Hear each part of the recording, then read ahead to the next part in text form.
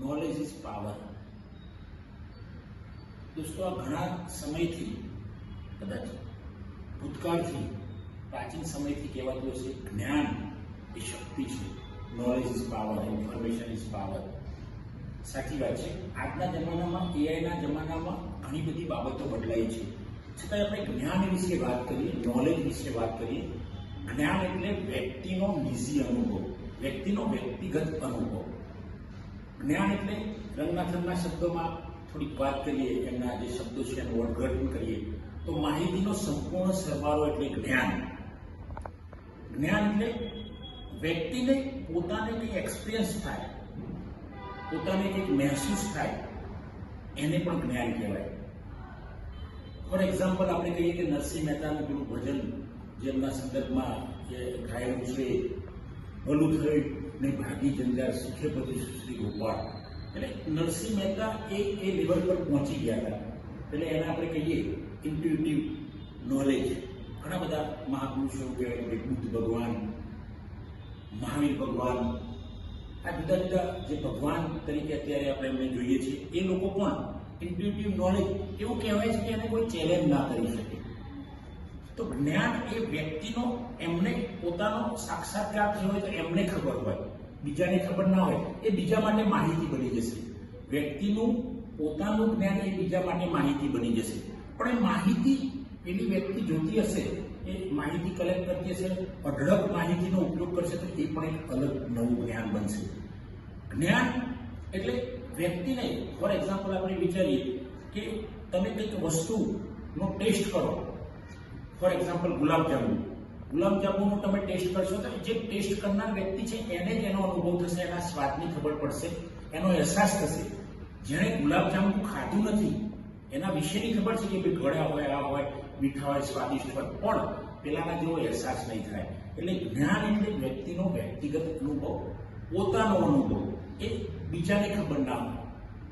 તો મિત્રો, જ્ઞાનના પ્રકારની આપણે વાત કરીશું. તો સામાન્ય જ્ઞાન, એને આપણે કહીએ કોમન સેન્સ.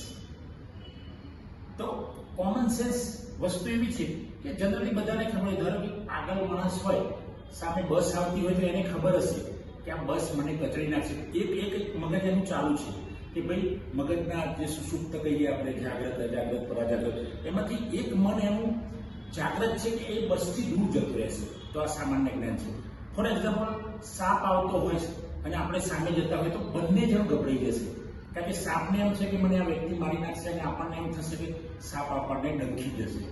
તો આ એક કોમન સેન્સ છે. એક્સપેરિમેન્ટલ નોલેજ, અનુભવજન્ય જ્ઞાન જેને કહીએ. તો મિત્રો, એ માણસ અનુભવ કરશે, એને જુદી જુદી જગ્યાએ એને અખતરા કરશે, અને એ જે જ્ઞાન મળશે એને કહીશું સાયન્ટિફિક નોલેજ, વૈજ્ઞાનિક જ્ઞાન. કે જે વિજ્ઞાનની જુદી જુદી પદ્ધતિઓનો ઉપયોગ કરીને આપણે જે જ્ઞાન મેળવીશું એને આપણે કહીશું સાયન્ટિફિક નોલેજ. ઇન્ટ્યુટિવ નોલેજ, જેને કહીએ આપણે આત્મજ્ઞાન. આત્મજ્ઞાન વસ્તુ એવી છે કે જે વ્યક્તિને બહુ હાઈ લેવલ પર પહોંચી જશે.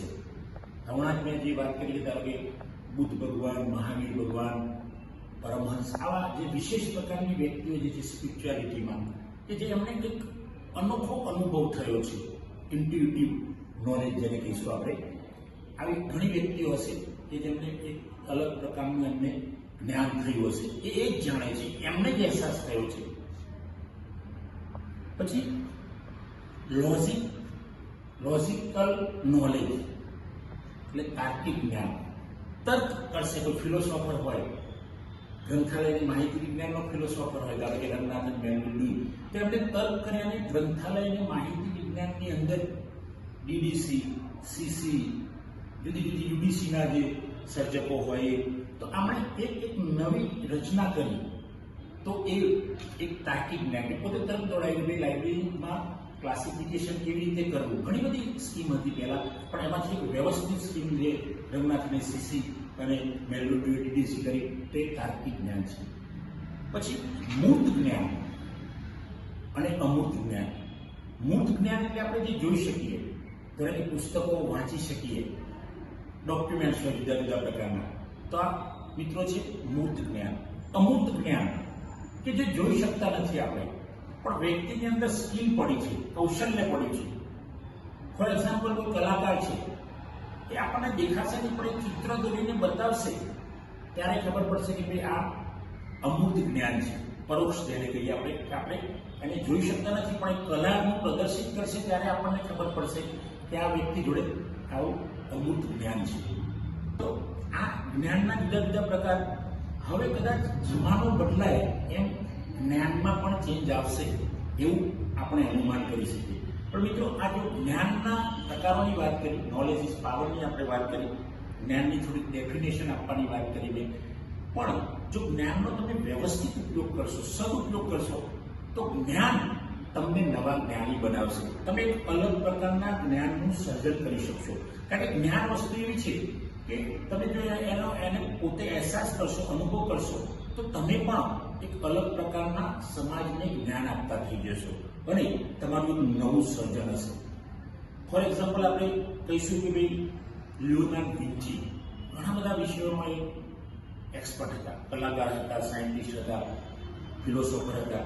તો એ એક અલગ પ્રકારના જ્ઞાની હતા.